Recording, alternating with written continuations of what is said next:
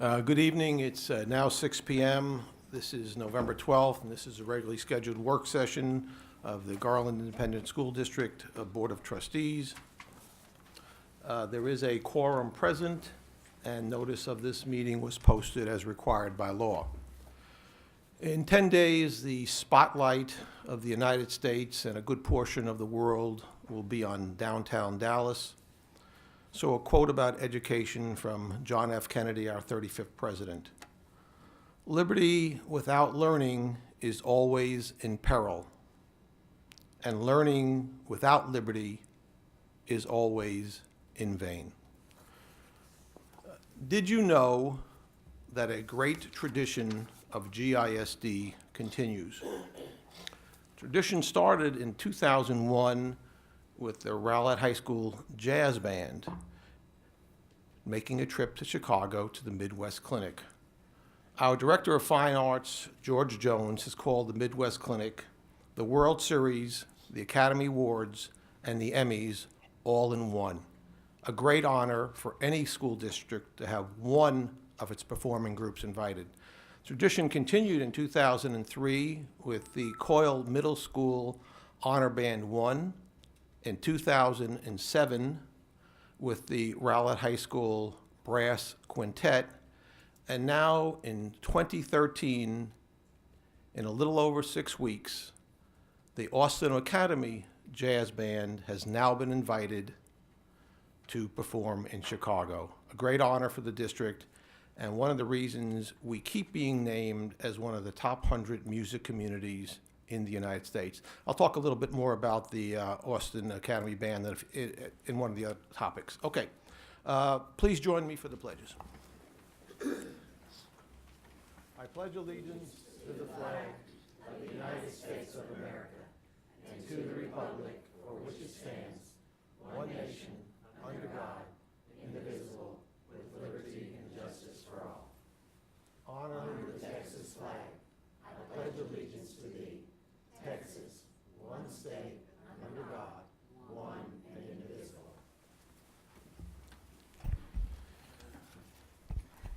As you probably know, there was an article in the Dallas Morning News today. We've had flyers going to the schools, emails, blasts to the parents, invitations to the 3 different cities, chambers of commerce, elected officials. We start on this coming Thursday, 6 o'clock at the Curtis Colwell Ballroom with our strategic plan. We call it Tradition Rich, Future Ready. What a great title, and we give credit to our Director of Communications, Mr. Chris Moore, for coming up with it. I think it establishes what we think of GISD, a great, great tradition going over many, many years, and a plan for the future.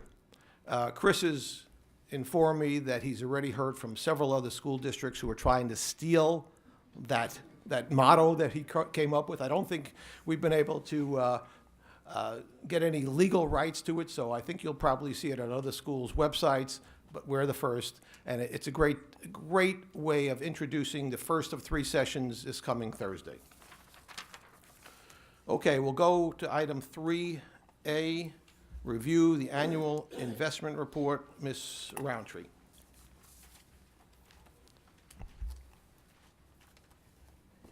Mr. Glick, Dr. Morrison, and the board, as reflected in the packet that you see before you for your information tonight, is the annual investment report for the district for the year 2012-13. This year we had an average yield of maturity of 0.1 for the year in comparison to last year's, which was a 0.11, very, very low rates. For all funds last year, we earned just over $285,000, with $154,000 of that interest being earned by the general fund. As part of our annual review, we compare the interest rates that we've earned in district investments to that of the 30, 60, and 90-day T-bill rates, and with those of pool investments.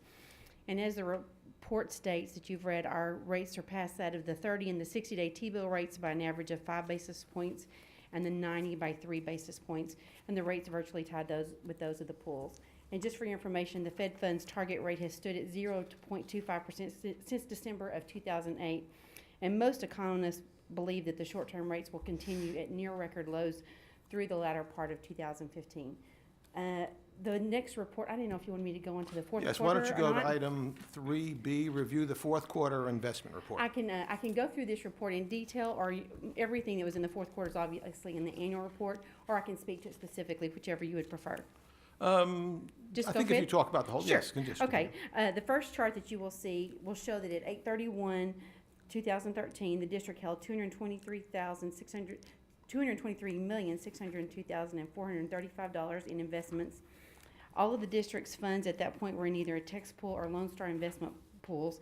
And behind that chart, you'll see the investment policies of the pools and the underlying investments that they have when they invest. So just so you can see basically what the content of the pools are. Behind that, you'll see a graph that illustrates the interest rates over the course of that quarter, and the final document details the exact amount per fund in each of the investments for the district funds. Thank you. Any questions for Ms. Rountree on either A or B? We thank you very much. Thanks. Let's go to item 3C, receive GISD College Readiness and Graduate Report. Dr. Claycamp. Mr. Glick, trustees, Dr. Morrison, thank you for this opportunity to present tonight. I'm very excited about the presentation because every fall we hear a lot of news about college readiness. In September, we get the ACT results released for the nation. October usually follows with the College Board's SAT results, and so we've been able to pull this information together and bring it to you for the district, as well as a little graduate report that we put together for the first time this year. So let's start with our participation. This line graph shows that since 1999, our participation in SAT, represented by the blue line, and ACT, represented by the red line, has been steadily increasing. In fact, in 1999, the relationship between SAT to ACT testers was 2.6 SAT testers for every one ACT tester. In 2013, we have reduced that distinction to 1.9 SAT testers for every one ACT tester. You may remember that last year when I did this presentation in February, that I indicated that that was the first year in 2012 that the number of ACT testers exceeded the number of SAT testers nationwide. It exceeded it by about 2,000 kids, which when you consider how many students are testing nationwide is not very many. In 2013, the number of testers was almost 140,000 more nationwide assessed with the ACT assessment. You can see down at the bottom just some brief demographics as far as the increases that we've seen. As a district during this 15-year period, we've seen a 46% increase in SAT testers and a 99% increase in our ACT testers. So now let's take a look at our performance. The first line graph represents a comparison between Garland ISD, represented in maroon, the state represented in blue, and the nation represented in green. And these are our critical reading scores that we receive on the SAT performance. You'll notice that 2013 I've highlighted in yellow just to kind of make that stand out for you. Next line graph represents mathematics, followed by writing. You can see that our trends very much mirror state performance, but they do fall below the performance of the nation.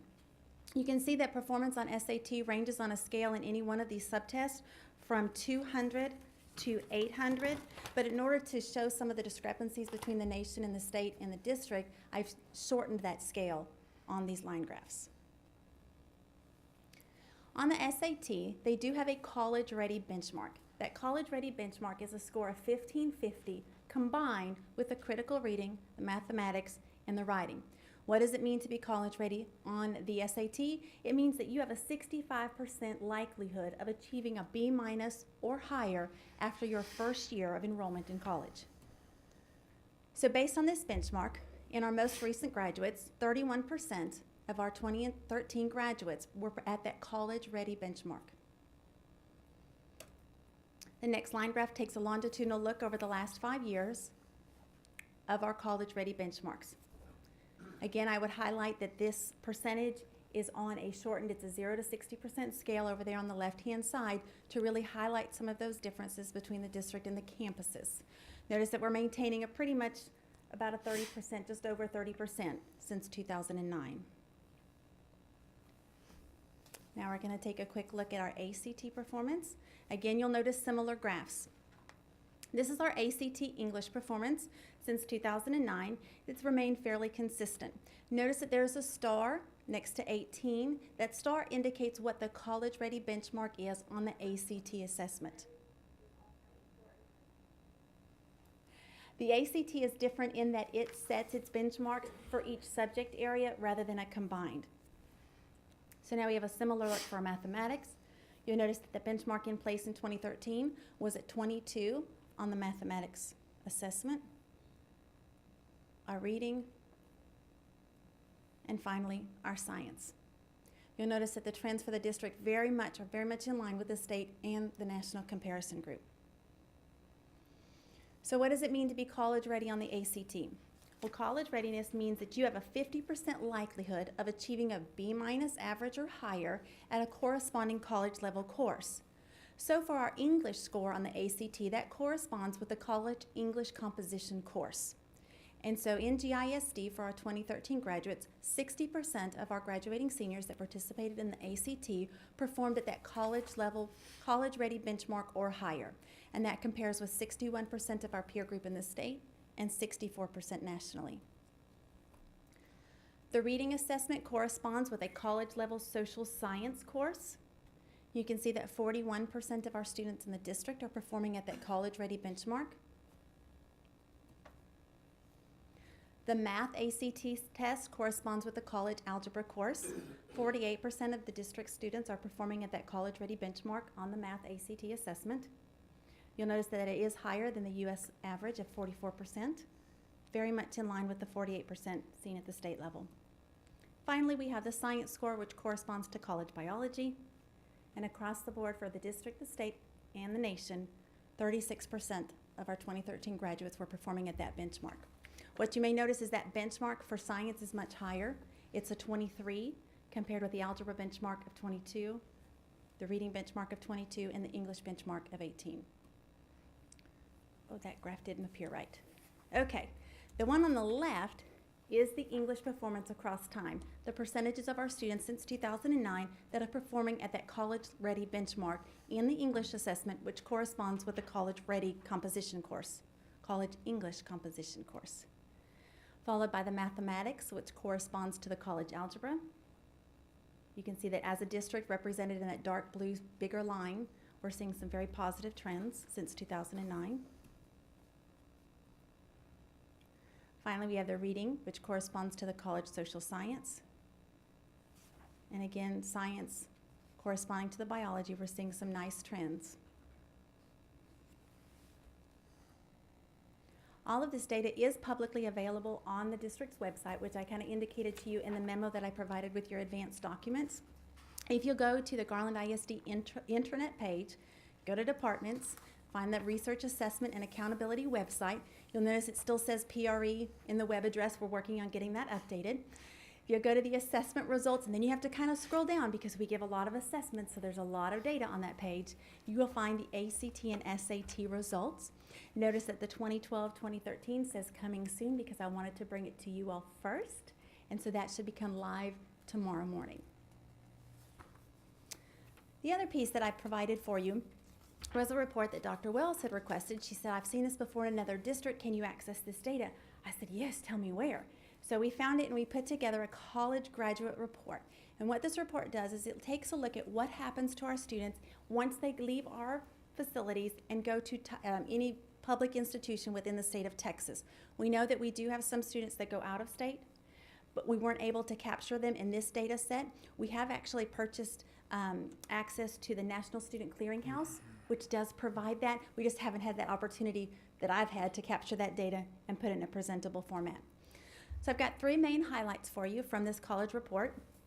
First, a majority, 53%, of the GISD class of 2012 enrolled in a post-secondary institution. Because of the nature of this data, it's always going to be a lag in the reporting.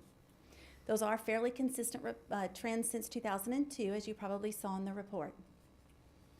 Next highlight for you is after their first year, 57% of the class of 2011 had a GPA of 2.0 or higher. So those kids that enroll, and if they complete, 57% of those have that 2.0 or higher. And again, that's fairly consistent since 2007. And when you look at the combined classes of 2002, 2003, and 2004, 35% of those classes that immediately enrolled in college following high school graduation completed a bachelor's degree within 6 years of their high school graduation. And with that, I will entertain any questions. Any questions? Mr. Hacks? Dr. Claycamp, is it correct that this only records, this report only records those students who entered a public Texas college and not any out-of-state or private Or private, colleges? that is correct, yes. So Okay. any two-year So institution. actually, probably the numbers are somewhat higher than what's recorded here, correct? That's what I'm hoping to find once I can dig Yeah. into that NCES data, yeah. Okay, thank you. Any other questions? Dr. Castaneda? Hello, Dr. Claycamp. Hello. Great report once again. Always love the data. Do you anticipate coming back to us once you have access to the National Student Clearinghouse and giving us updated figures? I have access, I just haven't had a moment to Right. grab that, so No, yes, and that I'm is not, on and my I'm not to-do suggesting you list. do that like No, no, no. next week. But My- when you have time to do that, will you come back and present on a Yes. schedule determined by the superintendent? My goal is hopefully January, late January maybe, because at that point I'll be able to bring back to you some Plan and Explore and PSAT data, Right. and we'll update you on all of that as well. And then the other one is a more subjective question. So given what our measures of college readiness are as determined by the ACT and the SAT, do you feel that those are accurate measures when we look then at the results of our students and how they're performing on their classes with their GPA in college? So if the college board says, college readiness for 50%, does their benchmark correlate well with the results that we're seeing for our graduates? Do you have confidence in that measure for relevance to our district? Any kind of grade data that you're gonna see is kind of subjective as far as whatever that instructor is going to put into those calculations. I've not done that level of analysis, and I'm not sure that we could, only for the fact that graduation data is not student by student. So we don't have that level of detail to do any kind of correlation between, the grades that we're seeing when they're in our system and then how they're performing outside. Okay. Okay, I think that's all the questions I have. Thank you. Yes. Any other questions? I have a couple. Okay. On your graduate report that you talked about, Yes. you had some charts that reflected that earlier in the page.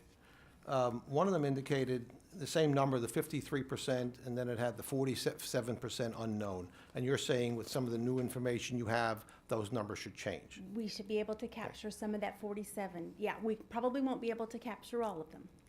And then you broke it down by each of our high schools. Do not our counselors know when the seniors are graduating where they're going to school at that time? Do they have some idea?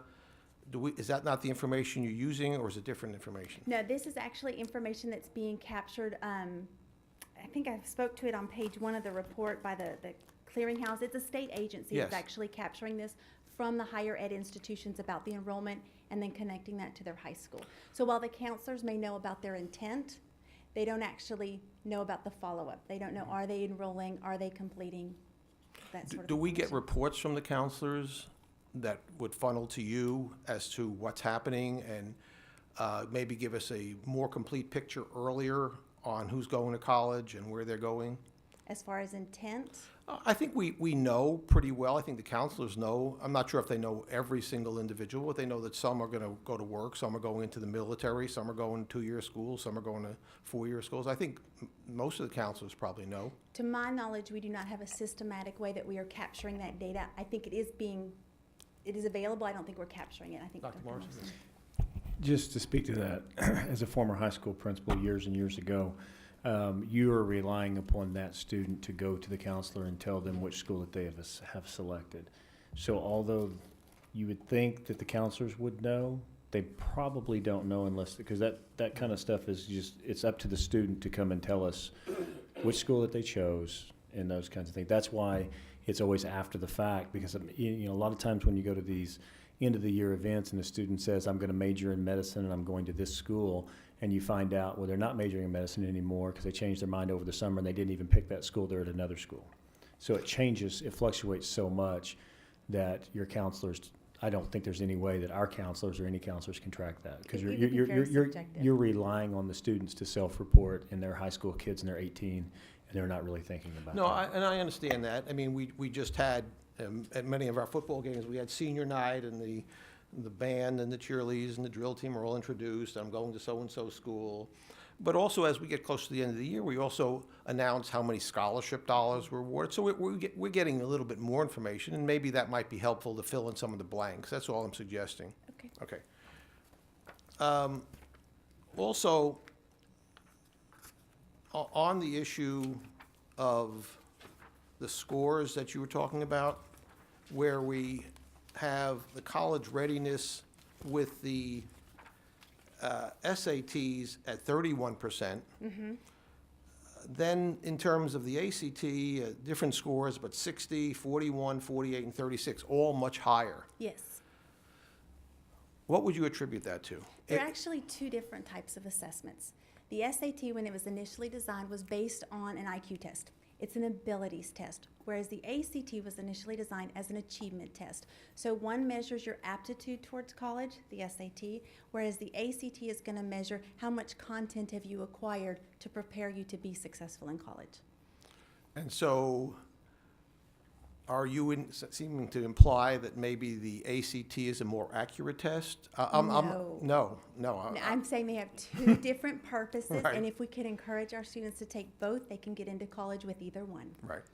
And so then the follow-up question would be, how do we ensure that our SAT scores, which are very similar to the state of Texas, but are dramatically behind the remainder of the United States, and this has been reported in the Yes. newspapers and magazines, we get magazines of education.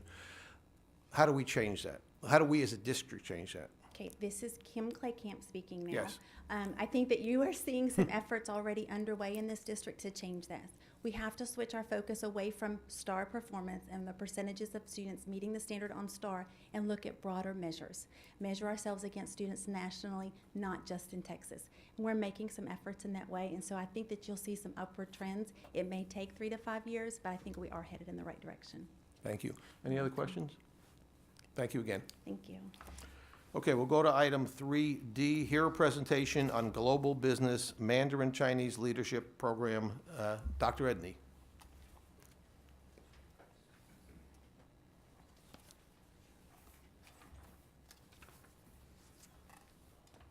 Welcome. Hi.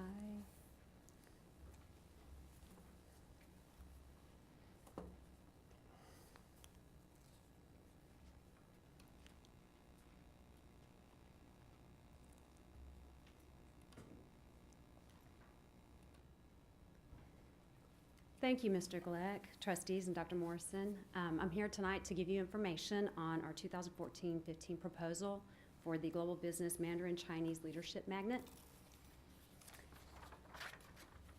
I want to begin by sharing information on our committee members who have contributed to this proposal. They're all listed right here from all over the district. Tonight, to begin with, I'm going to provide you information on our mission statements and goals. They provide an overview of the programs for both the elementary and secondary levels.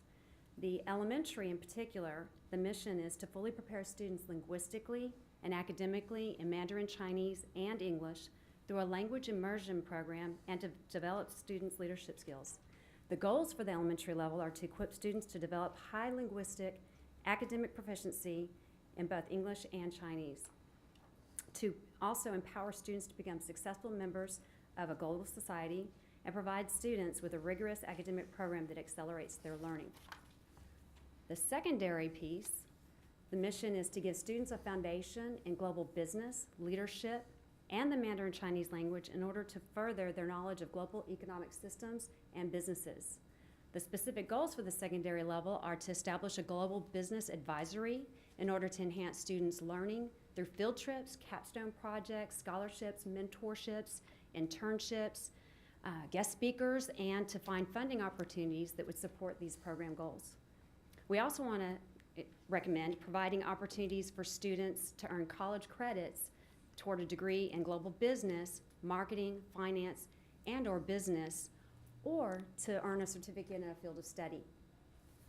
Also, a goal is to offer students local, national, and/or international study experiences in which will enhance the learning outside of the classroom and provide a global context. Recommendations for the application process are to follow existing Garland Independent School District magnet procedures, which includes identifying qualifying students through our current testing procedures, sending letters of invitation to homes of qualifying students, and to test new to district and entering kindergarten students in order to determine eligibility for the program. Our program criteria recommendations are to use the 75th percentile on the Kaufman Test of Educational Achievement, or KTEA for kindergarten age, Iowa Test of Basic Skills, ITBS, or Explore assessments. It is also recommended to remain consistent with existing dual language program, or with the existing dual language program at the Classical Center at Vile Elementary, and to use a lottery system if applications exceed the number of seats. The committee looked at various name options, and we are proposing or recommending the following program names for the elementary level and the secondary campuses. The first choice for the elementary level is the School of Mandarin Chinese Language and Leadership at, and then you would insert the campus name. The second choice is to start with the campus name. So for example, Weaver Elementary, Mandarin Chinese Language and Leadership Magnet. For the secondary campuses that has a focus on the global business, the first choice is the School of Global Business, Language and Leadership at, and then the name of the campus. And the second choice is to start with the campus name. For example, Naaman Forest High School, Global Business, Language and Leadership Magnet. The first choices have a collegial sound to them since they use terminology used by many colleges and universities. And that's why those were put as our first choice. The elementary program focuses on immersing students in the language in which 50% of the class time is taught in Chinese and 50% is taught in English. And if you look at the chart that's provided, you can see the line going down. English language arts is 35%, and then there's reinforcement of the math and science in the English language. The other 50%, you're going to have Mandarin language arts, which is 15%. Math and science would be taught in Mandarin Chinese, and that is 35% of the class time. Also, problem-based learning activities are used to reinforce language acquisition and leadership skills in the elementary program. The middle school program offers high school credit options, college credit options through AP Chinese exams, business class options, and then problem-based learning activities that focus on language, leadership, and global business. And you can see the classes listed there that are options for the students in the 7th and 8th grade, as well as the high school credits that they could potentially earn. The high school program offers both academic and enriched learning and leadership opportunities. On the academic side, students have career pathway options in finance, business, or marketing. They may earn college credits through AP and dual credit options. They may take CTE courses, career technical education courses, focused on global business and marketing. And they have certification options such as, and this is just one example, Microsoft Office Specialist. We have met with several universities and Richland College here that are our local partners, and these are all very highly recommended and endorsed by these universities and by Richland College. On the enriched learning and leadership side, there are problem-based learning activities that focus on global business. The students will start portfolios in that 9th grade year, and it will continue through their senior year that will showcase their learning experiences. They will conduct service learning throughout the 4 years that's connected with global business. Their senior year, the culminating project will be a capstone project in which they are connected with mentors and hopefully engage in some internship activities that will reinforce that learning. And then there's also the recommendation of a national and international study experience for these students that will expand that learning from the classroom. In our research, we have come up with some initial staffing needs Right now, we're looking or recommending the Mandarin Chinese program coordinator that would be for the elementary schools, a global business program coordinator for the 2 secondary campuses, 12 teachers, but when I say 12 teachers, that's not 12 new units.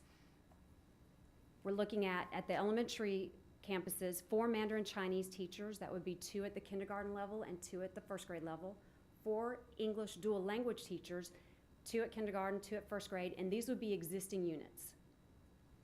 And then at the secondary level, recommendations are for 2 Mandarin Chinese teachers, 1 at each campus, 2 business teachers, 1 at each campus. However, based on the numbers, that could be reduced down to 1 Mandarin Chinese teacher that's shared between the 2 campuses and 1 business teacher shared between the 2 campuses. We're still in the planning stages, so we have some next steps. The next steps include researching and planning for the following areas. We need to get board approval for the program, the name, and new courses that we'll be offering at the high school level, creating an implementation timeline, marketing of the program, coordinating parent information meetings and conducting recruitment activities, budget planning, and coordinating appropriate professional development.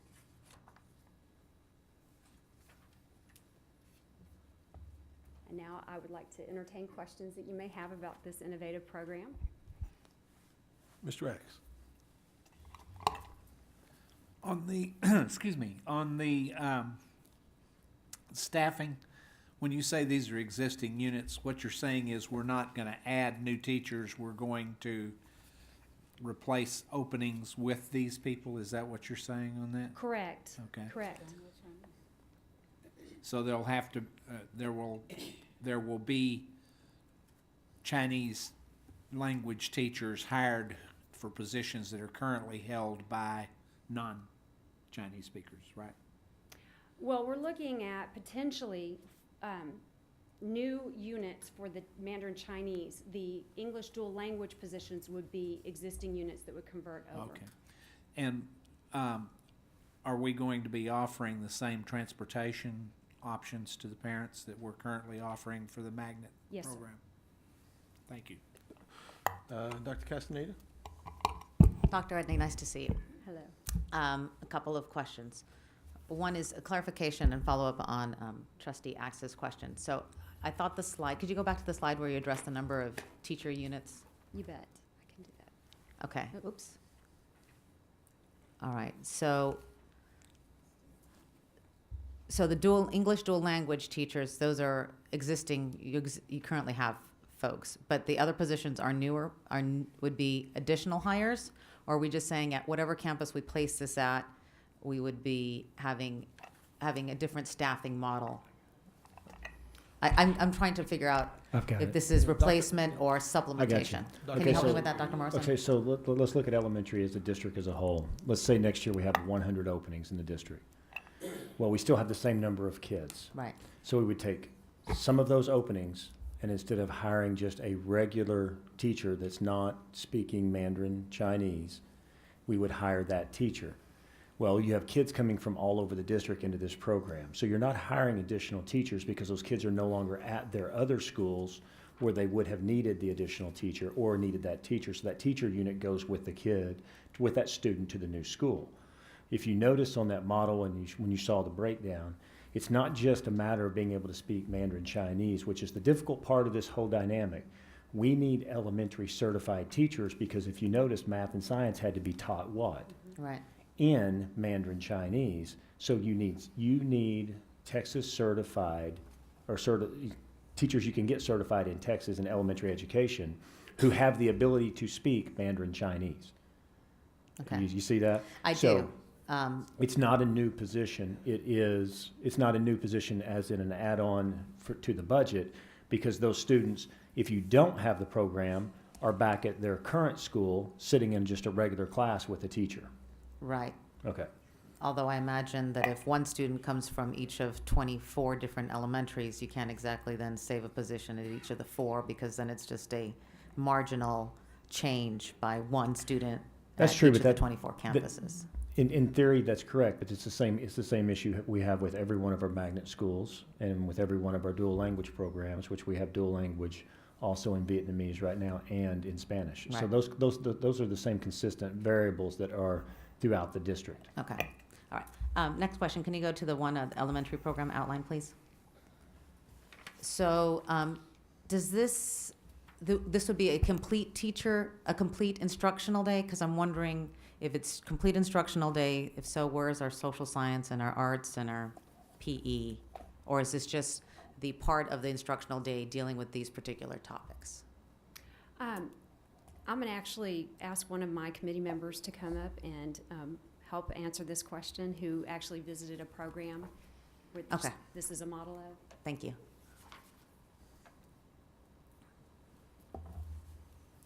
Good evening. Good evening.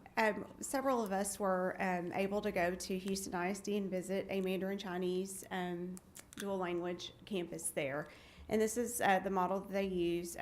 It's split between 300 minutes, so 150 minutes in English, 150 minutes in Mandarin Chinese. The social sciences or history, that would be included in the English language arts portion of the day. And then they take into account between the English and the Mandarin Chinese for rotation for PE, music, art as well. So it's kind of taken from different pockets to Yes. balance it out.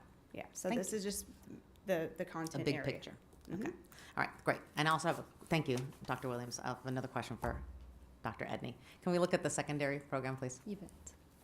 Which, middle school or high school? The high school, please. Okay, so one of my questions here regards the dual credit class, because we have various flavors of dual credit classes. Both the technical courses, which are not intended to transfer, and indeed most of them, 93, I would guess, % of them do not transfer to our four-year universities, and then those that do.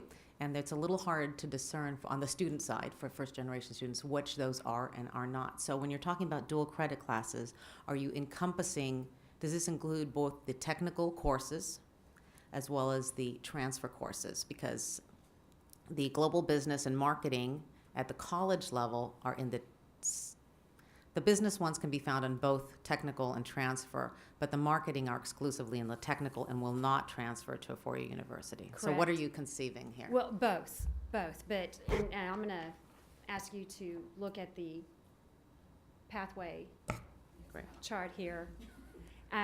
It lays it out to some degree, but in talking with our university partners, they encouraged us to focus on core, dual credit, core or AP classes and those core courses, and when available to offer those business credit, transferable credit courses, which right now the accounting course, there are 2 accounting courses that could potentially provide that transferable credit on the business side.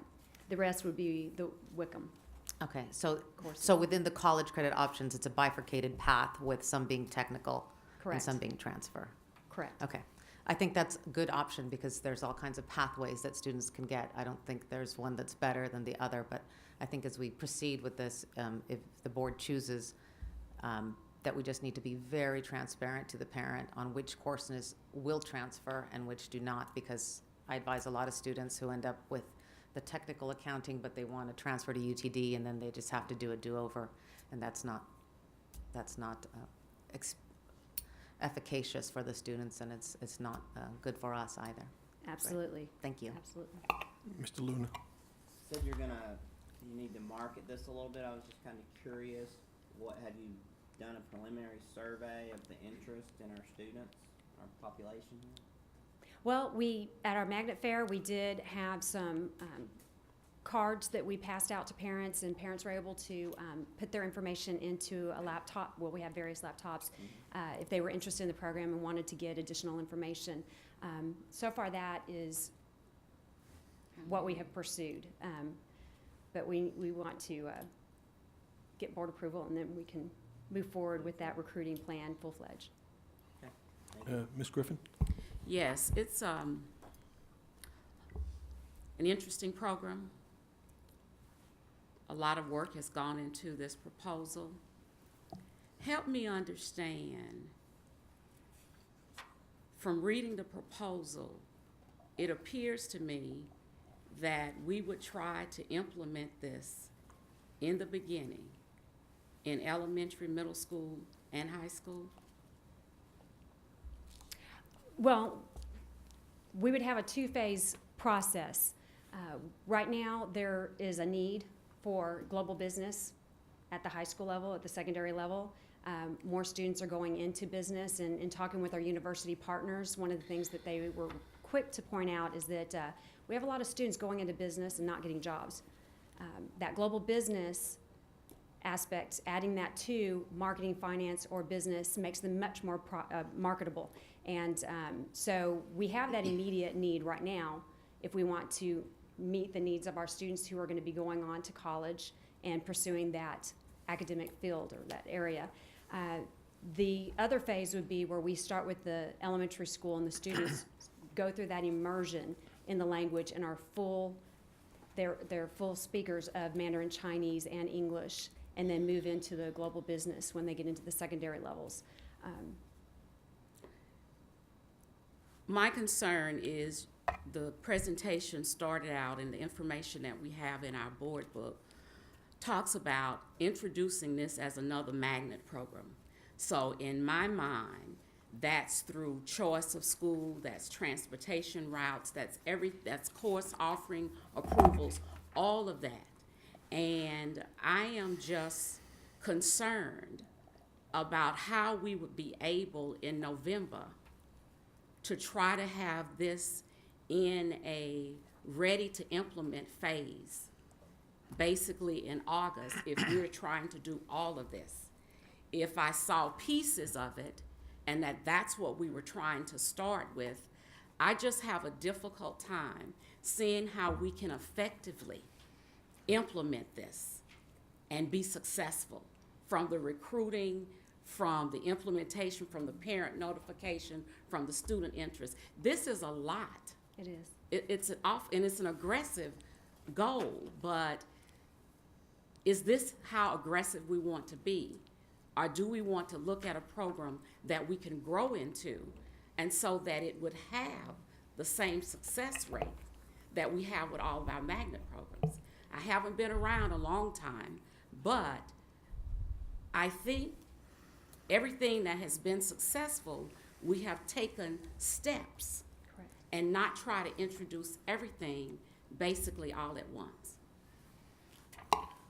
Dr. Morrison? You know, Ms. Griffin, I think you bring up an excellent point that was raised by staff, myself with staff, about a week ago. And I will tell you the conclusion that I came to is that we felt like it was important to bring it to the board just so you could see the general overall view, kind of like from the airplane right now. As superintendent, if you're asking me the question, do you think it's implementable next year at the elementary school? I would say no. And the reason is because when we went out and started looking at whether we could find the teachers, which we've already been out there, we used a lot of our connections, as you're aware, with some of our constituents in the community. We found it's going to be exceedingly difficult for us to gear up in the next 6 months when it comes to the elementary. So the phase-in, my recommendation, if the board wants to move this direction, the phase-in would be, there is no real phase-in when it comes to the high school program, because for 9th graders, the program is simply just Mandarin Chinese the first year. There are no real classes that they have to take their 9th grade year for that first year. Now, we can offer classes, we could gear up, but the first class of that phase-in could actually be the Mandarin Chinese language, which we already are currently offering online, and 101 of our students, about 103 of our students are currently taking it. Then, as we gear up, we locate teachers. So let's say in the course of the next 3 to 5 months, we actually find 2 to 3 to 4 teachers that actually can be Texas certified and teach Mandarin. We would go ahead and hire them for next year and have them teach in a regular classroom. They would not be speaking Mandarin because they would be speaking English, because they can speak both languages. But at least that way we can spend a year training them in the Garland way of doing things, curriculum and all those kinds of things. And so then therefore, when we do start the program, which my recommendation would be, we start it the following year at the elementary school. It's been established at the high school as a program. Now, understand, you're gonna have students that enter, let's say a student a year from now enters into the elementary school. Just because they enter the Mandarin program doesn't mean when they get to high school, they have to go into the global business. That may not interest them. The parents may want them fluent in Mandarin Chinese, but when it got to the end game, the student was not ready. They don't want to do global. They may be a total different interest. They could go to the IB program at Garland High School. They could go a lot of different directions. Those options still occur. So you kind of have different points of stepping in. You can step in as a middle school student, and it's basically language with a business class component in the middle school. You step into the high school, it's language, and then it's high school and college credit, or it's the whole immersion down at the elementary. So you are correct as far as, I think we need to take it a little slow, and I think we need to adjust kind of the timeline a little bit, which is why there is no timeline to this presentation, because I asked him to pull it. Good, that's a good point. And I guess my recommendation then would be, you all have brought us the overview where we want to be in 20-something. Why don't you bring back what we think is achievable? I would hate to raise parents' and students' expectations, and then we're not able to deliver. So if you all could go back and whatever piece we think that we can successfully do, bring that back to the board. Let us look at all of the finances and the staffing, everything that's associated with that. And then let's see if we can wrap our hands around just that piece. Absolutely. Any other questions? I have one. Okay. It was interesting, as you made your presentation, I had always envisioned this more of as the Mandarin part of it, but there is a major component for global business. Yes. And it's, to some extent, as you were describing, Dr. Morrison, is really separate. They may combine at some point, they may not. And as someone who had many years of business training, I think it's a great idea at the high school level to start it, and to start it as quickly as possible. It may be difficult to get the teachers with the proficiency in Mandarin, but I would imagine there are teachers that we can get who can start with the business courses and getting the students ready to go on to college business courses. Because that's so important as we get into global business, and that's where we're heading. Yes. So I would like to see that portion presented to us sooner than later. Yes, sir. Any other questions? Mr. Axe? No. Yes, Mr. Lambert. One question, what is the difference between the business program for this and the business program at Lakeview?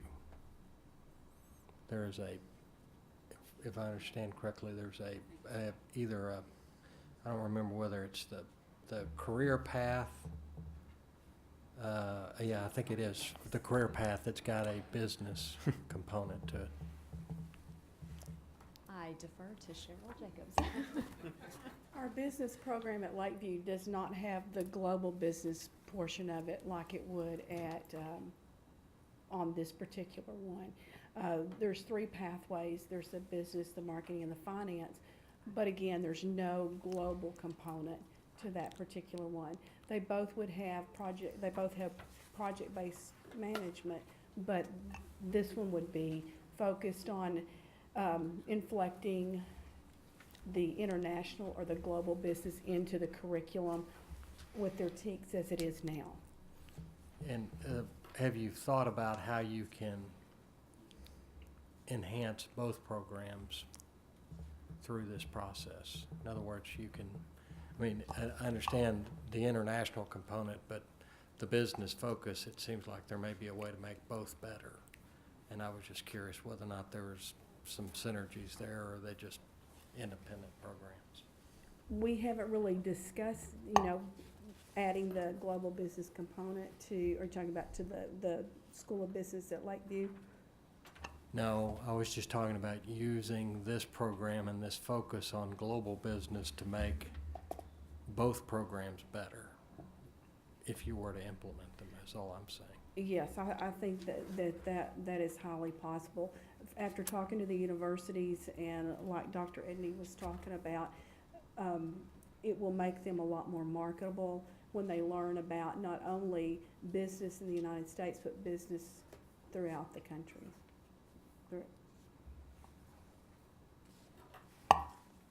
Any other questions? Dr. Edney, great presentation. Would you like to introduce the members of your committee who are here this evening? We've met a couple of them, but if you'd introduce them all, please. Sure. We have Dr. Wells, Cheryl Jacobs. I have a whole group back here.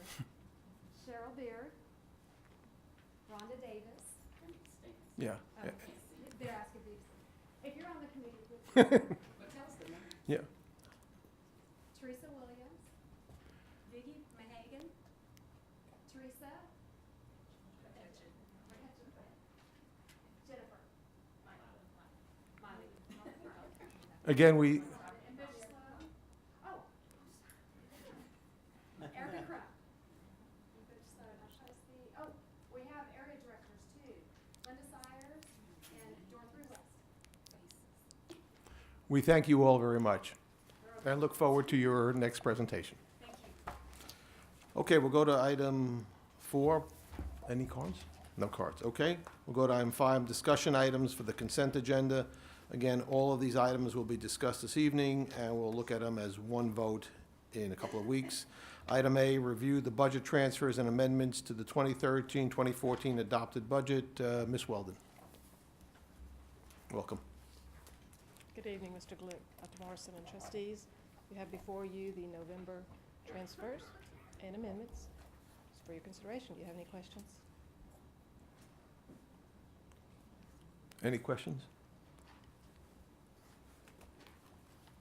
Thank you. Thank you very much. Item 5B, review the tax refunds. Ms. Holmes.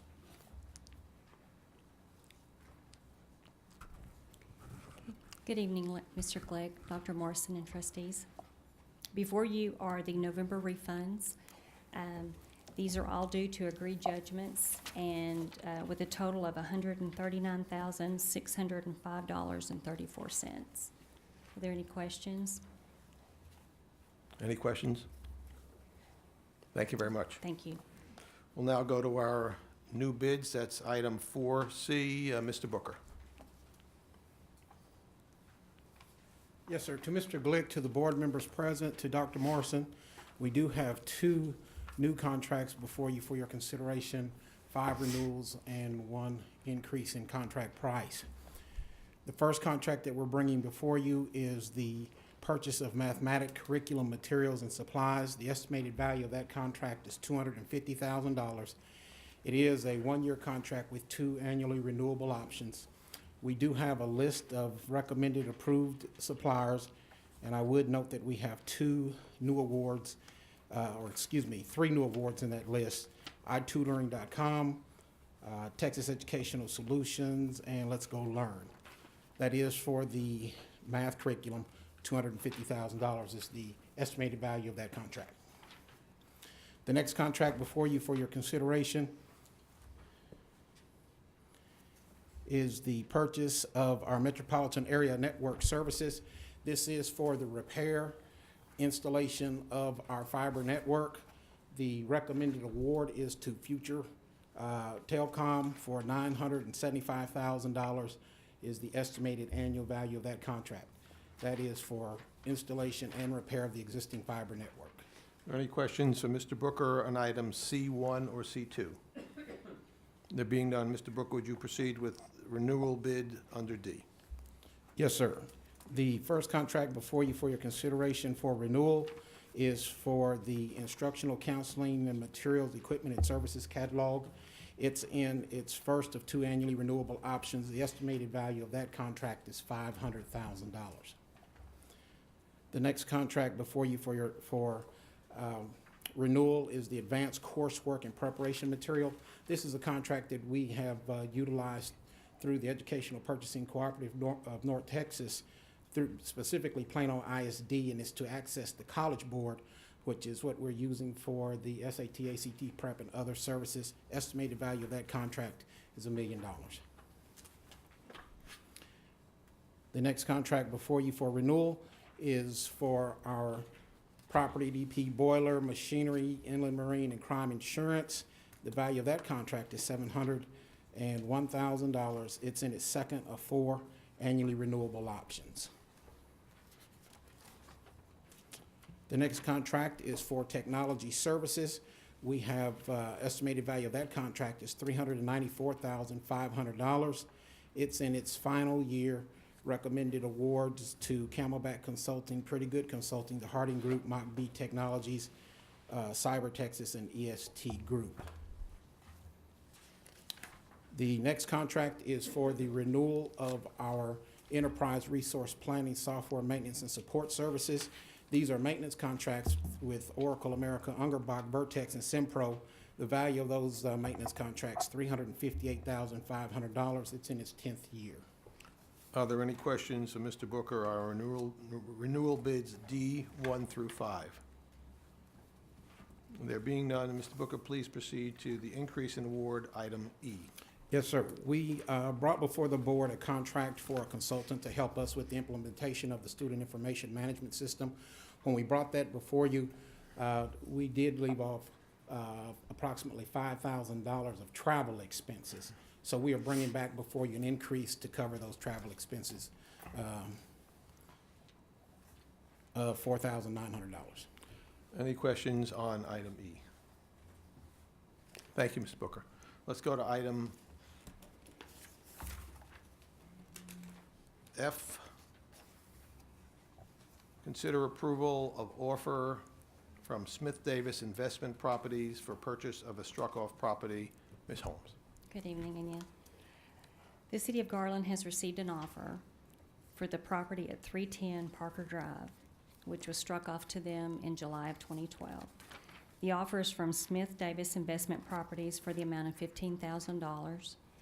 And we would also receive the post-judgment taxes, which will be around $1,260. Are there any questions? Any questions on this item?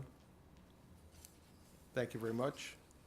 We'll go to item G, 5G, consider approval of statutory write-off of delinquent taxes. Okay. Ms. Holmes. Ms. Gordon has presented us with 3 delinquent tax rolls. We would really like to get the delinquent tax roll cleaned up, so we would have a better picture of what's truly collectible.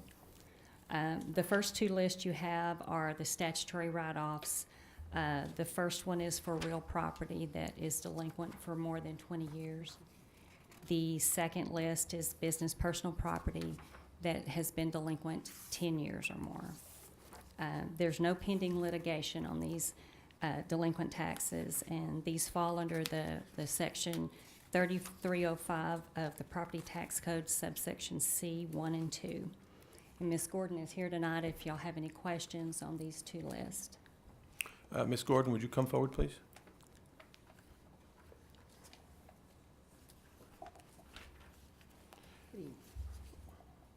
Thank you. As you know, I spoke to your associate this afternoon.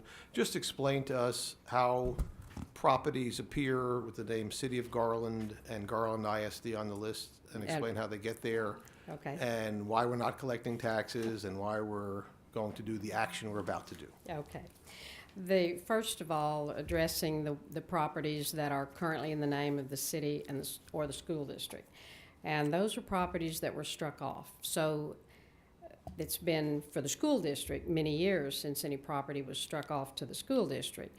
But that would include, in this list, delinquent taxes that were part of the judgment.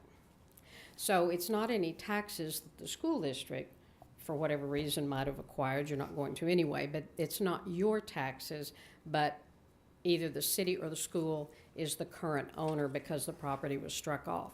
So once the 20 years passes on the real property, statute requires that they be taken off the tax roll.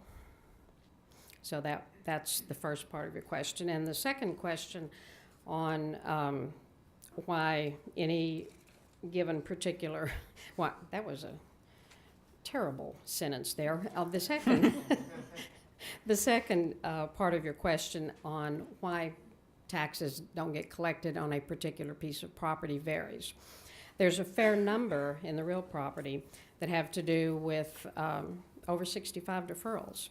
person 65 years old who owns a home may file a deferral. And what that does is prohibit any tax suit from being filed to collect those taxes as long as it is their homestead. And there are a fair number of cases where one spouse turns 65, a portion of it then becomes subject to the deferral. That goes on for several years. The next spouse turns 65. They're both 65. One lives longer than the other. And eventually, depending on how long they live, some of those taxes are going to be subject to this 20-year rule. Other situations are that the property is just worthless. Nobody wants it. It's sitting there, it's on the appraisal roll. There are a few instances where there are pieces of a lot, and for whatever reason, the appraisal district has assigned it a particular account. Neither contiguous owner owns it. They don't want it.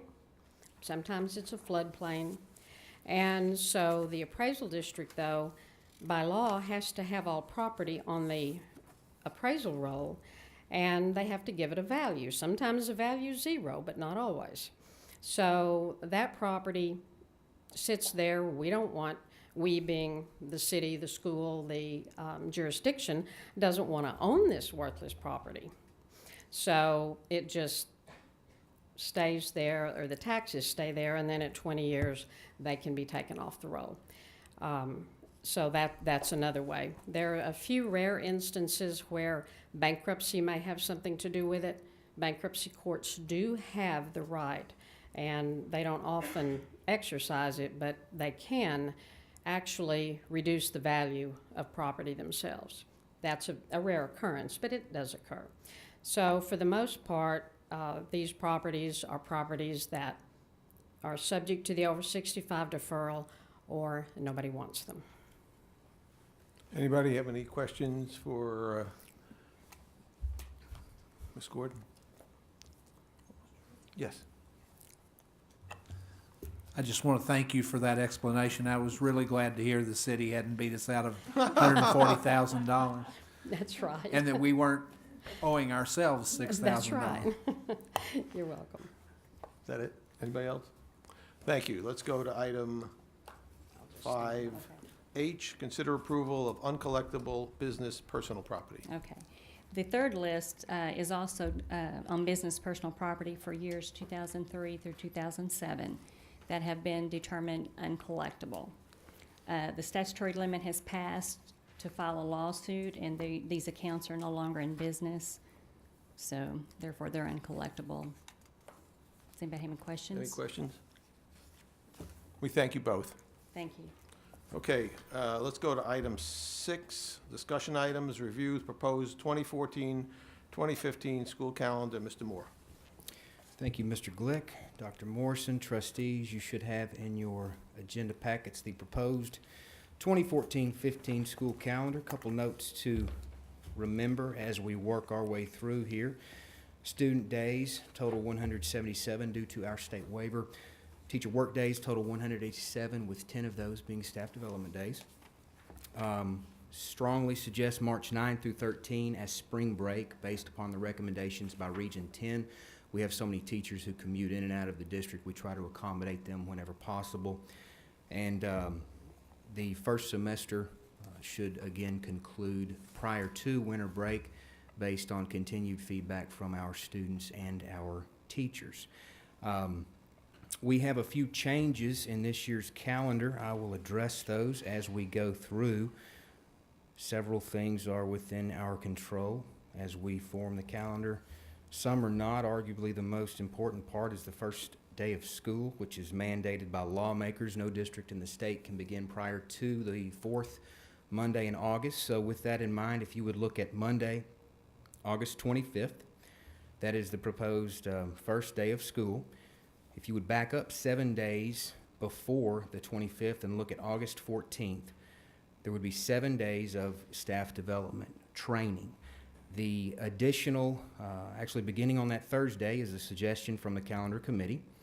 It is an additional day on the front end of staff development However, one of those days would be made clear that it would be deemed as an entire teacher workday in their classroom. So while you do have an additional day of staff development, there is, it would be made clear that teachers would have one additional day within their classroom to gather and decompress and begin getting ready for the kids and making notes from all the staff development.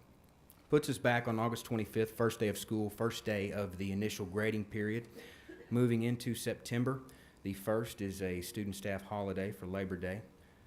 The end of the first grading period is proposed to be September 30th. It gives us 26 days in the first grading period. Second grading period begins Wednesday, October 1st. Monday, October 6th is a proposed student staff holiday for Fair Day. October 29th, this is a new addition to the calendar, again based on the committee, something that we've talked about a few times in years past. It was embraced this year. That is a proposed half-day student release, half-day staff development.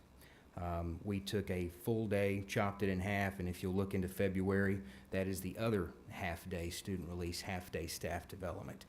That will play into November with the week at Thanksgiving. Come back to that.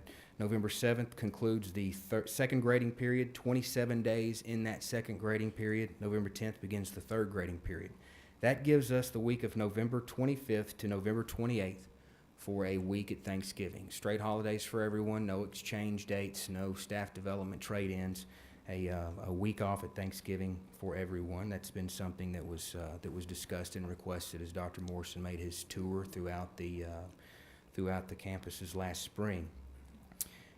December 19th concludes the third grading period, concludes the first semester, gives us 78 days of instruction in that front end of school. That is very similar. It may be the exact number of days. It was either 78 or 79 this last go-round, and we still also were able to incorporate that week off at Thanksgiving due in part to the half-day staff development early release for students.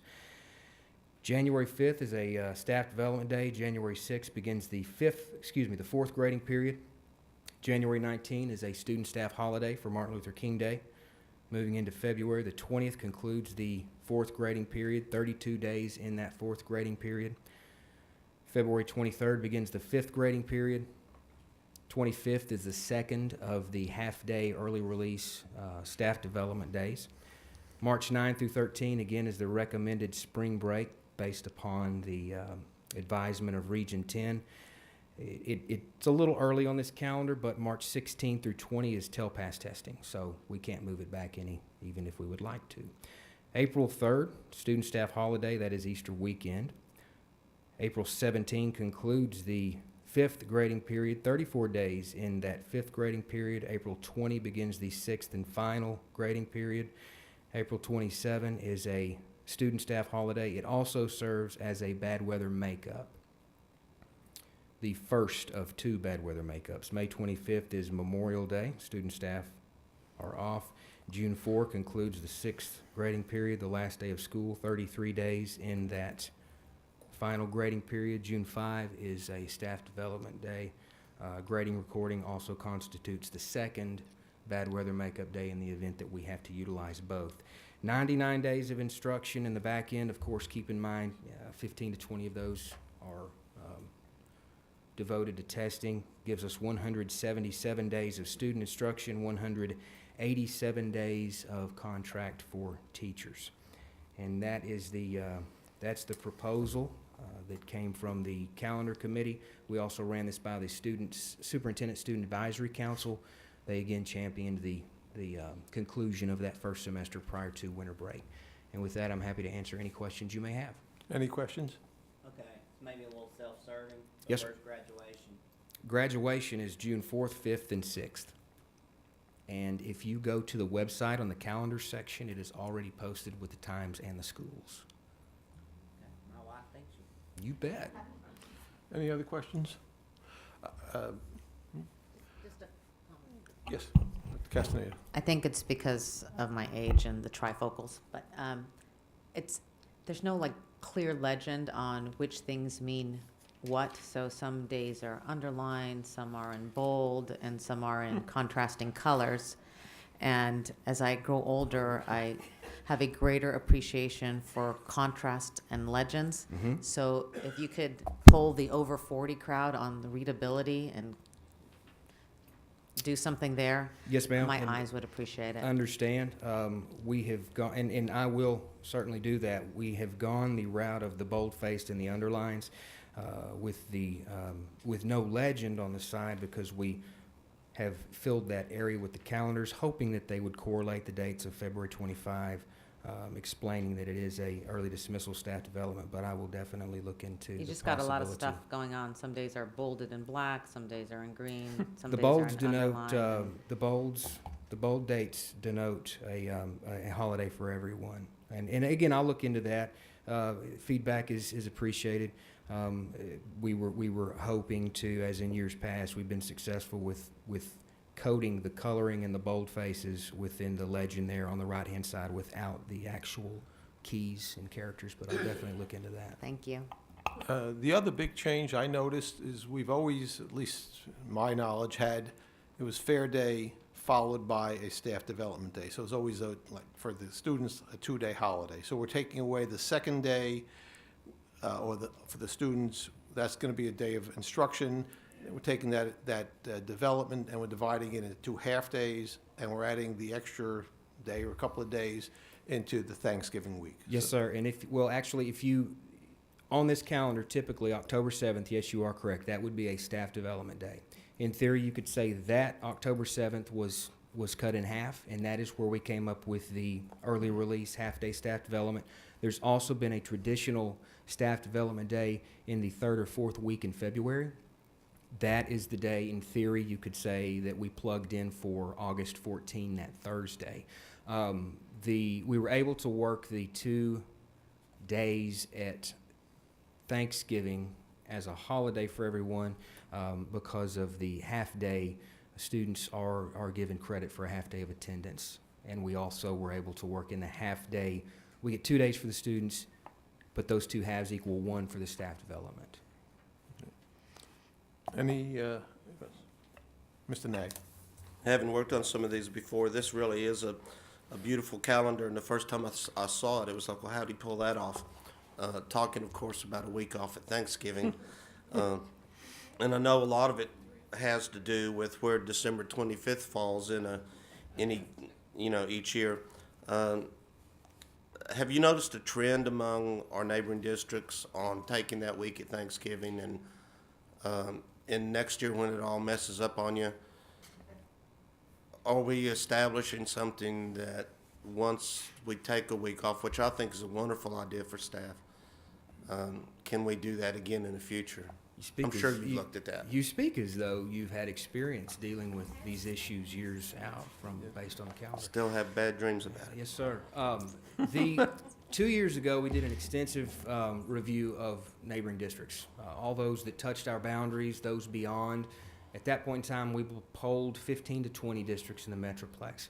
Of those 15 to 20, 7 to 8 or 10, roughly half were doing a week at Thanksgiving, and the others were doing a 3-day holiday. In just the last 2 years, polled it this year, Garland, Richardson, Mesquite, Dallas, and Plano, we were the only 5 that still maintained the 3-day break. So we, in the course of 2 years, became the vast minority with regard to not taking the full week at Thanksgiving. Now, of those campuses, some will do a staff development exchange on the Monday or the Monday and the Tuesday. Some are doing, Mesquite's proposing, as a matter of fact, a week at Thanksgiving with a straight holiday. The committee felt that it would be simpler for everyone just to have the week at Thanksgiving. With regard to your second question, Mr. Nag, I don't believe that this would present any issues in the future, as several districts, again, we are in the minority of those who are not. Not that we're doing something just because others are doing it, but it is a trend, and it's one that's been accepted and embraced. And from my vantage point, I've never had an issue with taking 3 days at Thanksgiving, because you're going to be off in 2 weeks, 3 weeks, for 2 weeks anyway. So this is a beautiful reflection of how the communications department embraces everything that's presented to them and can create it in a calendar. Very good. Well, I commend you. This staff would love to have that holiday. Yes, sir. And it's kind of the holy grail, and I commend you for achieving it. Thank you, sir. That was one of the things that was voiced at length during the 71 campus spring tour. Do you recall when the last time, we had this for 2 or 3 years? No, ma'am. It was. Yes, ma'am. I believe we did, but it was long before my arrival in the beautiful land of Gar. So I am. Steve? A week off? I don't recall a week off at Thanksgiving in the last 35 years. Doug? Oh, no, we had No, it we because I didn't. would travel to Florida. Yeah, we had it. Let's all Yeah, get we a dollar had it. out and we'll bet. Yeah. Trivial research. We can get that information for the next meeting. We can pull that Okay. for you. Yes. Is there any other questions? Okay. Yes, Mr. Axe. Has there been any consideration of either full day or partial day for parent conferences for elementary school students? That was something that the committee discussed this year. Couple different opinions on that. Didn't feel strongly enough going in that direction, but it was on the table for discussion this year for the first time in the last 6 or 7 that I've been responsible for the calendar. It was brought up for discussion. Yes, sir. Something that we will look into moving forward. Yes, sir. Any others? Thank you very much. We'll go to item 6B, review proposed transportation changes for 2014-2015. First reading, Ms. Hempel. Thank you.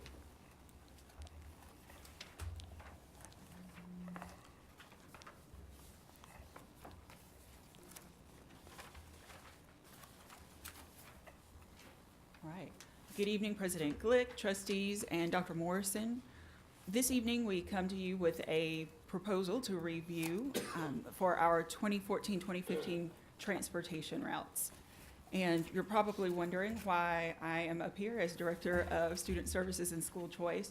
Each year, we actually put together a committee to look at all of the things that affect student services and school choice and the choice of school process. So each year, we were having a transportation meeting that consisted of folks from the transportation department and from my department and our district demographer, Dr. Roden. This year, we opened that up and we invited people from special education, GT, and technology to be a part of our committee and to come up with hopefully some out-of-the-box ideas so that we can look toward the future, not just from year to year to year. And so that is why I'm before you, and Mr. Abbott will be participating as well. So our proposed changes, and before we get started and jump into those changes, I'd just like to explain some of the documents you have in front of you. Of course, you have the presentation, but then we also provided you with a large 11 by 17 booklet that contains the maps, elementary and secondary. And then the way we divided those out is we put the current maps first, and then we broke it down to what our proposals are. And so that's how we'll be going through, and you'll notice that we do have some information on pages, so first, second, third, so forth, as we're going through the presentation. Okay. So at the elementary level, the two changes that we're proposing is the first, adding Couch Elementary to 2 designated transportation routes, and we're going to be expanding our ESL areas north and south of Daugherty Elementary School. So the first thing we'll do is take a look at one of the routes that we're adding Couch Elementary School to, and you'll notice this pink area here that is on your 3rd page is the area that's around the Classical Center at Vile, and that area is, well, it's very difficult for those students who live in that area to get into Vile because of the number of different programs we have at that school.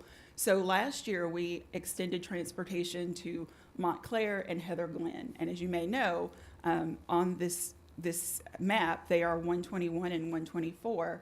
They're pretty small campuses. And so we needed to add another option for our parents. So we're not taking anything away by this proposal. We're actually just adding Couch Elementary School, which is number 157, to the proposed transportation route for that area.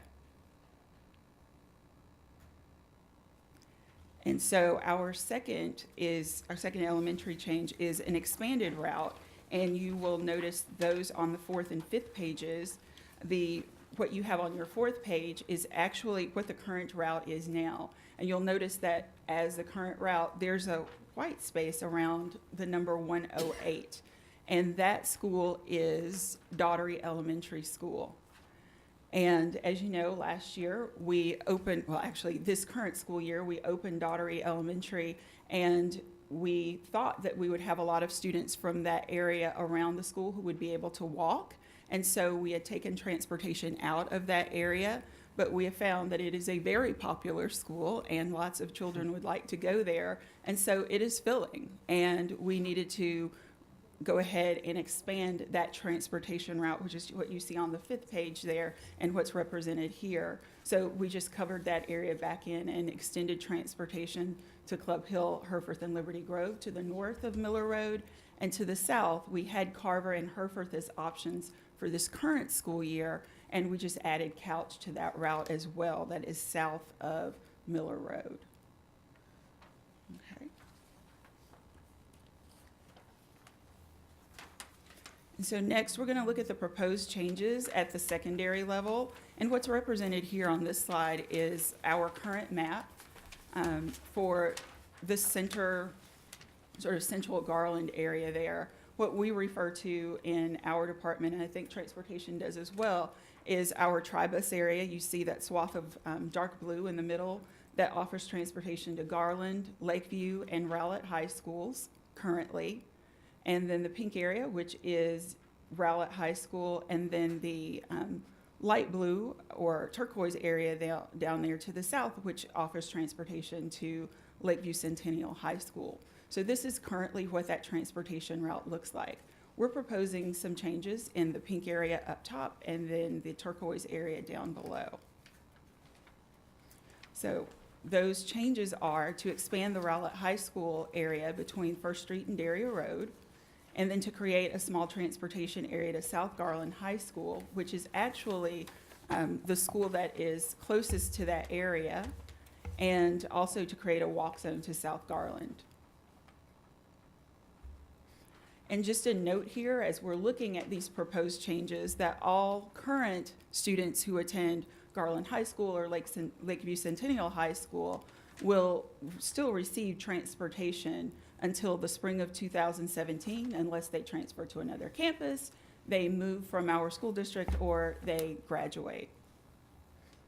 And we know that we have 8th graders coming in, and that's probably where we're going to see the biggest impact with the numbers that will be going to these campuses as new students. If we had an 8th grader going in and they had a brother or sister who was going to Garland High School, let's say from one of these areas where we will not continue transportation, then they would still be allowed to go to Garland High School. They would still be extended transportation up until the end of the 2017 spring semester. So the first area is the expansion of the Rowlett High School area. Currently, we offer transportation to Rowlett High School, the area that you see that's completely in pink there. And what our proposal is to go ahead and extend the Rowlett High School transportation route down to Miller Road there. So on past Kimberlin Elementary School. The next area is to add a transportation route to South Garland. And that area is both north and south of Miller, and it is to the east.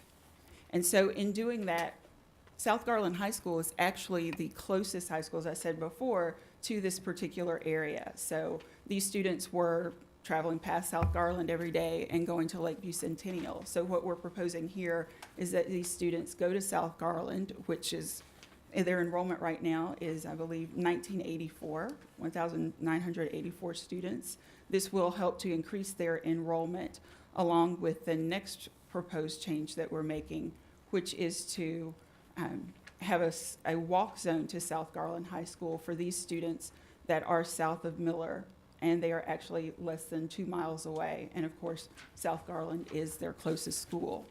We have about 110 students right now who elect to go to South Garland already from this particular area, and only 92 of those who are availing themselves of transportation from this area.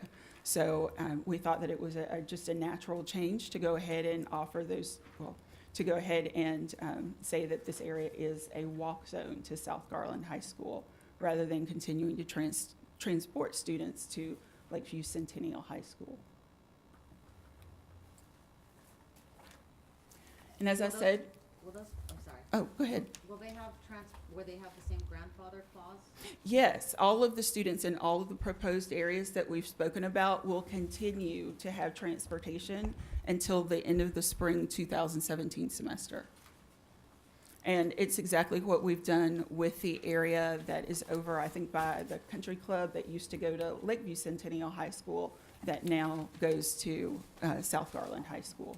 We've offered them grandfathered transportation so that students who have started at those schools may continue at those schools until they graduate.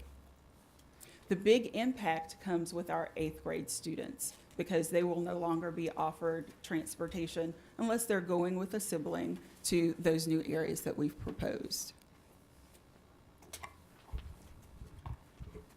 And as I said, we're trying to think toward the future, not just in 1 year.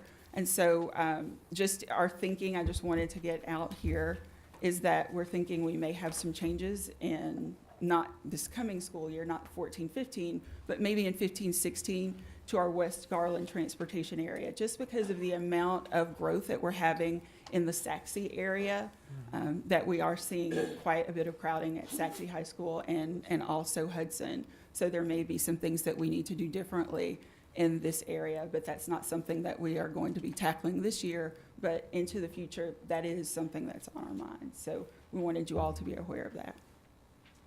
Now, are there any questions? Yes, Ms. Griffin.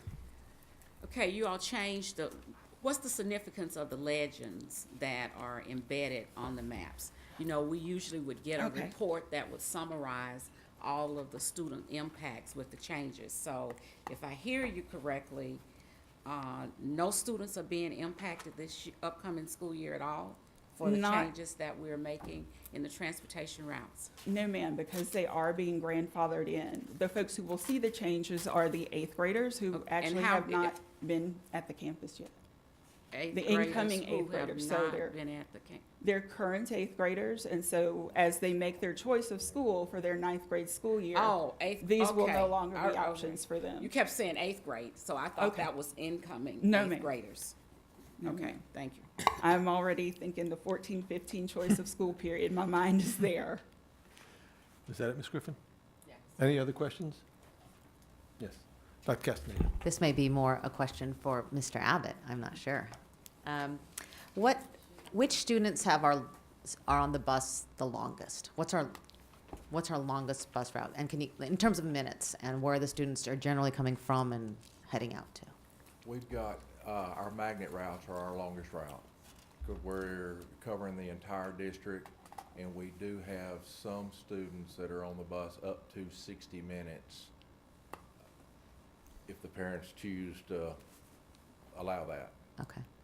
But without a doubt, it's our magnet routes, Okay. because they could be anywhere coming from any side of the district. And and I've seen your fantastic operations over there. I love all the technology you guys use to make efficiency in routing. Where do you try to target the length of a route? In your ideal, as you're composing routes and putting together the number of students and stops, what are the parameters that you try to create routes for whatever length? The biggest factor is time and distance. Right. Because with our triple stagger, with the time what drives most of our routes are the elementary time, which is our middle time frame. And getting those children to school in time for breakfast is sort of the driving force. We're dropping high school kids off prior to 7 o'clock so we can begin the elementary route. We don't want to pick a child up before 6 in the morning. I'm sure the parents appreciate that and the kids. Okay. So, it's time on the bus, and working it in with within our triple stagger schedule. Because actually, it's the breakfast program at the elementary level and trying to get those children to school between 7:30 and 7:45 really affects the rest of the route. Okay, so does it push the high school earlier? Yes, In ma'am. some routes, some ways? Okay. And one thing that happened, this is years and years and years ago, our elementaries used to be 8:10 to 3:10. And they were requesting additional instruction time, and by moving it, 10 minutes of additional instruction time. So we changed our start time to 8 o'clock. Our biggest fear and what our response was back 15 years or so ago was we were fearful that it was going to impact the high school students, because we had getting them there at 8:10. If you got them, I mean, with an 8:10 start, you could get them there at 7:50, 7:55, and they could feed them breakfast. When we moved it back to 8, then everything sort of shifted back to allow time still to get those kids in time to get them to school to eat breakfast. And so the high schools were the ones that were impacted. And if we don't get them into the high schools prior to 7 o'clock, the buses are going to be tied up in traffic and can't get through the parking lots till 7:15 or later, and then you can't run each bus route, have 3 levels. All right. Thank you, Mr. Abbott. Thank you, Appreciate Dr. it. Castaneda. Are there any other questions for either Ms. Hemphill or Mr. Abbott? We thank you both. Thank you. Okay, we'll go to item 6C, trustees exchange of information. Mr. Axe has requested that I start the other end. Dr. Castaneda. Nothing to report? Okay. Nothing to report. Mr. Lambert? Good evening. Again. I want to say that I have been attending the elementary breakfasts and the secondary lunches that Dr. Morrison has been doing for the faculties. And I think it's a great idea, and I think that the teaching staffs really appreciate it. I'm hearing a large number of positive feedback coming in on that. I also attended the middle school expo back on the 7th, and all of the high schools did an outstanding job of presenting their programs and their extracurricular activities and everything that should really make the middle school kids excited about going to whichever school they pick. Thank you. I just wanted to add about my visit to Austin Academy. I was invited by the band director, Ms. Wiss, and I was able to share with the 20 incredible jazz students some of my experiences on 2 trips to the Midwest Clinic in Chicago, but also some jazz stories about some of the great jazz legends, some of the music they're playing, and the derivation of some of that music. So it was a great evening, and again, they will be wonderful ambassadors for the district. Okay, let's go to item 6D. This is our schedule.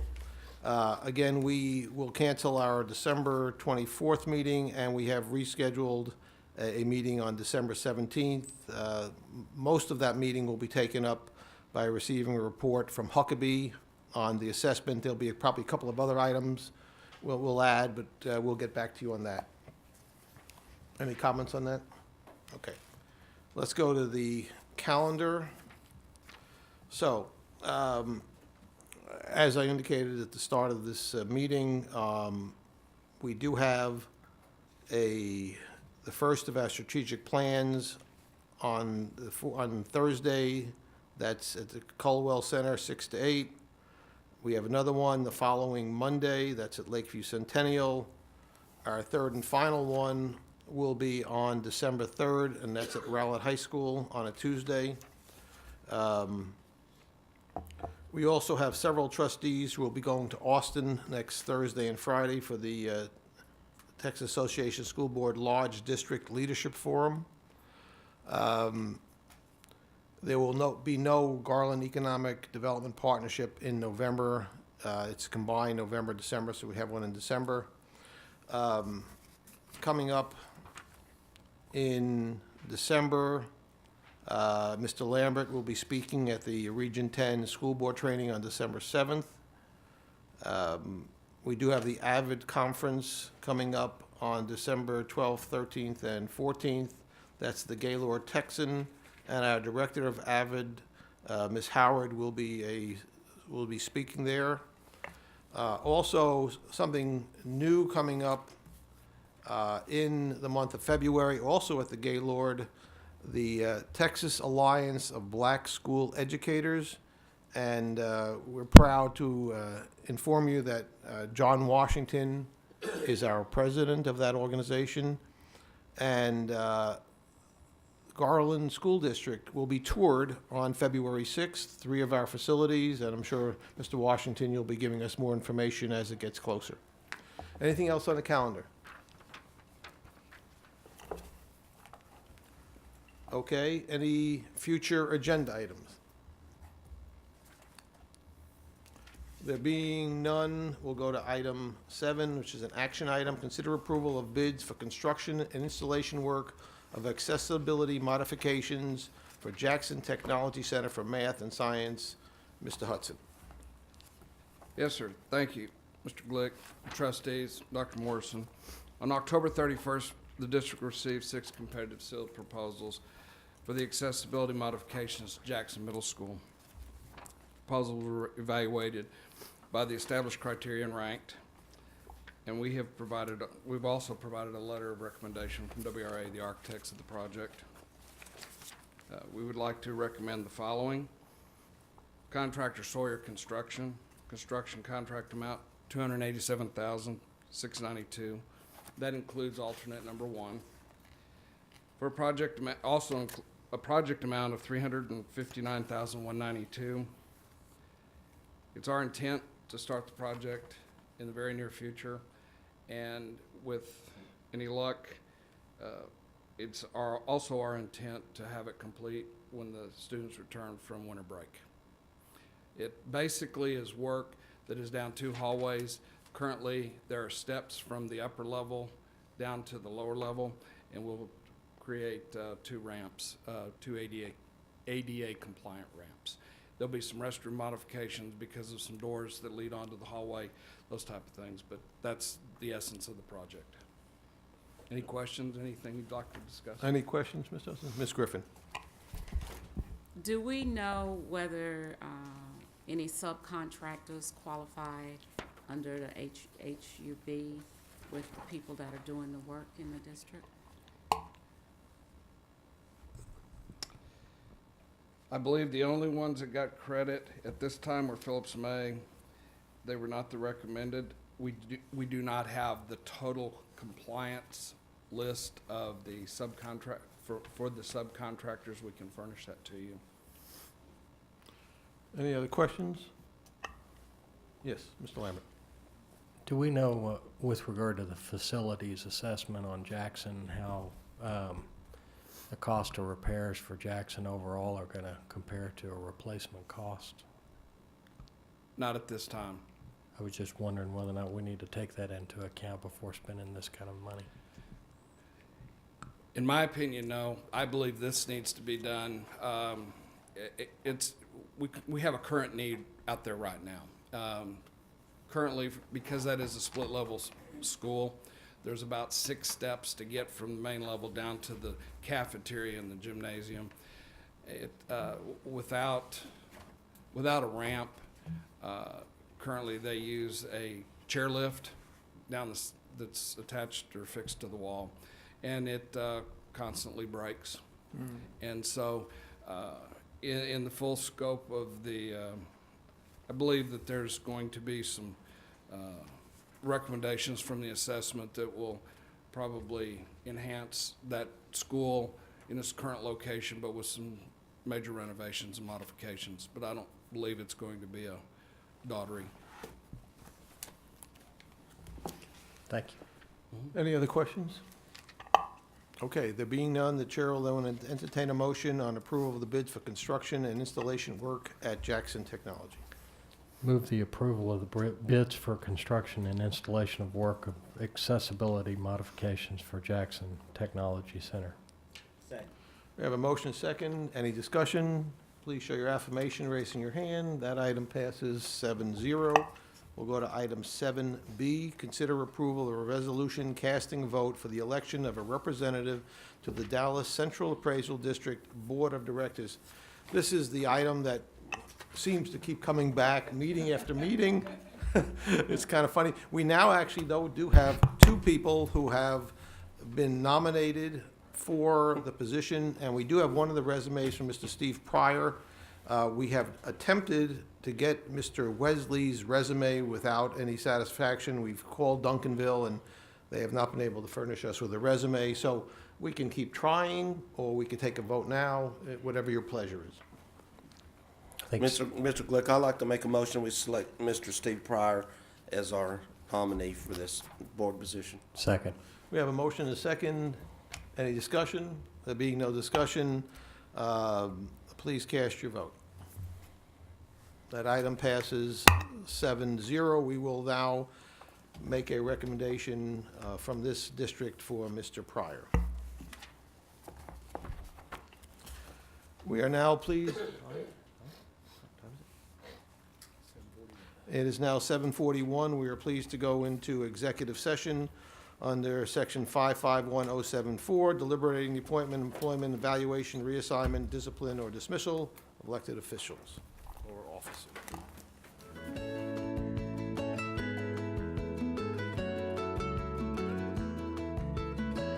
Discussed under 551074 were discussed. Is there a motion? I move to approve administrative appointments, Justin Graham as General Counsel and Thelma Rios as Information Systems Coordinator, Human Resources Department. We have motion and second. Any discussion? Please show your affirmation, raising your hand. That item passes 7-0. Motion for adjournment? So moved. We are adjourned.